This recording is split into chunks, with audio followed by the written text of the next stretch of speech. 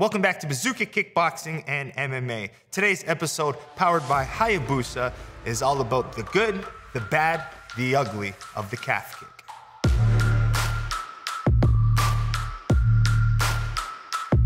In today's episode, we're going to discuss the calf kick again, but we're going to discuss the good, the bad, and the ugly. And those who follow UFC know that, yes, this calf kick, that's been this new technique that everyone keeps talking about. In almost every fight, we see people continually going after and attacking the calf kick. We hear Joe Rogan talking about it all the time, and especially here on this channel, I'm showing you how to throw it, how to defend it, and different ways to set it up to get your finish. So yes, it's a big topic, and there's the good, the bad, and the ugly. And this is what we're gonna try to break down today because we've only been really hearing about the good side of it. And what is the good side of it is, one, the success we're seeing in the UFC. It's quite obviously that this strike is doing a lot of good damage, and it's even doing well against guys who are good strikers, especially a boxer who leaves that calf out. It is so easy to hit that calf, so this is why we're seeing good knockouts out of it. One of my favorite low kick finishes from the calf was probably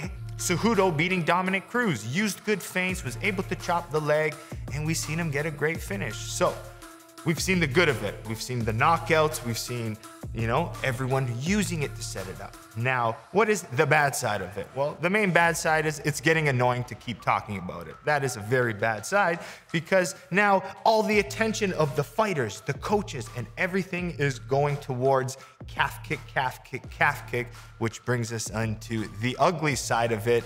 All that focus and all that attention going to the calf has actually caused a lot of fighters to get knocked out.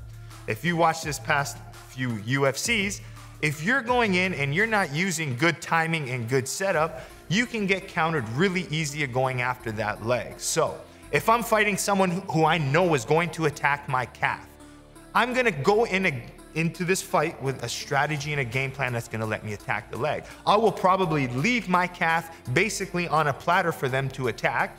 And as they go to throw it, boom, I'm gonna drive my right hand right down the pipe, and I'm gonna make them think twice from throwing that calf kick. And that's the shot we ended up seeing knocking people out. If you're gonna throw in mixed martial arts the calf kick in open space while someone's sitting there waiting to load up a shot, one, you better get your head off center line, but it's all about the timing. We wanna keep the calf kick in the good and remove it from the ugly. And to remove it from the ugly, you have to be able to set them up properly. And the way you set them up properly, I'm gonna discuss two different ways. Now, if you're going to lead with your kick, you must understand and manage your distance. If you are fighting someone who is crashing distance very quickly, who's very elusive, who's very explosive, do not lead with your calf kick. What's gonna happen as soon as you go to throw it, that person with their punch is gonna be faster than you and they're gonna beat you to the strike. So if you are the faster fighter and you tend to be better with your distance control, what you can do is you can draw your opponent in, which means pull them backwards. As they go to punch, you stay just outside of the range and you chop the leg. So by staying outside of their punch range, you're still able to attack their punches with your kicks as they step towards you and enter. Now, if someone's doubling up their jab or 1-1-2 and they're following up their strikes and continuing to attack in a straight line, I have to rethink that strategy. Now, the second strategy, which I prefer, and I'm going to call out as being the safest way to throw calf kicks in MMA. You heard it here. The safest way to throw calf kicks in MMA is on your opponent's exit. Okay? What does that mean? So if my opponent is moving backwards, right, and I push them backwards, what happens now is it leaves me the leg and it lets me really attack their legs without being countered. They're not sitting on their punch. Even if they're falling backwards and they throw the punch, it's not a strike or a counter that's gonna be damaging enough to slow me down. They're falling backwards. They're not in a good stance to be able to brace themselves and to generate that power. So how do I push my opponent back? The number one easiest way is with your jab or your straight punches. Every time you jab somebody, if you're a good striker, you're gonna sit in a good base here and be able to block with your legs. Now, in MMA, you have a small glove, so you can't sit there and with your shell too much. So what happens now is people use their head movement backwards to evade the jab. So if I double jab someone and they move their head backwards, what happens? The head moves, but the leg and calf is still there. So that is my timing. Using your straight punches to hit that timing.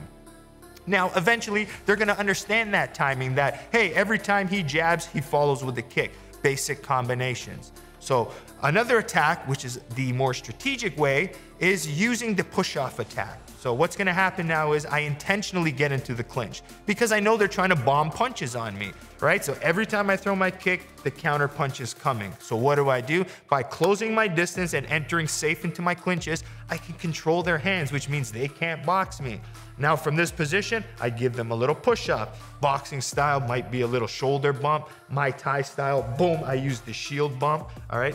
Different ways to do it. You don't wanna sit there and over push, but realistically, you can, as long as you shove them off, boom, as soon as they go to exit, I kick the leg again. So on their exit, I attack the leg via my punches or my push off or my shield bump, anything that creates the exit. So that is the safest way. So is the calf kick being utilized very well in mixed martial arts? Yes. Should you utilize it? Yes.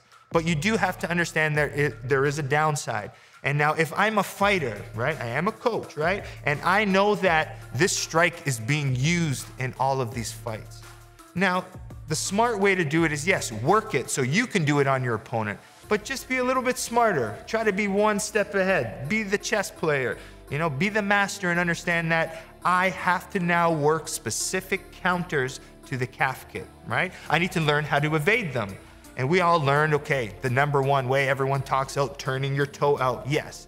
But you're still seeing it's still doing damage to the calf. So you might have to learn to slip them. Number one way, you're not taking them, slip them, turn your toe out, right? Feint a little bit more, push your opponent backwards, use volume, right? Don't overthrow your punches. There's a lot of different strategies to avoid getting hit. So you're gonna have to play now, since it's a valuable strike like all of our punches. When we learn punches, we learn how to throw it and we learn how to block them. A lot of times we learn the calf kick, but we don't learn the defense to it. So this is where higher level thinking and the adaptation and the involvement and the evolution of striking in mixed martial arts is starting to develop. All right, so hope you enjoyed the video, and I hope you're not sick of me talking about calf kicks because one, they're so effective and I need to keep doing on it, building.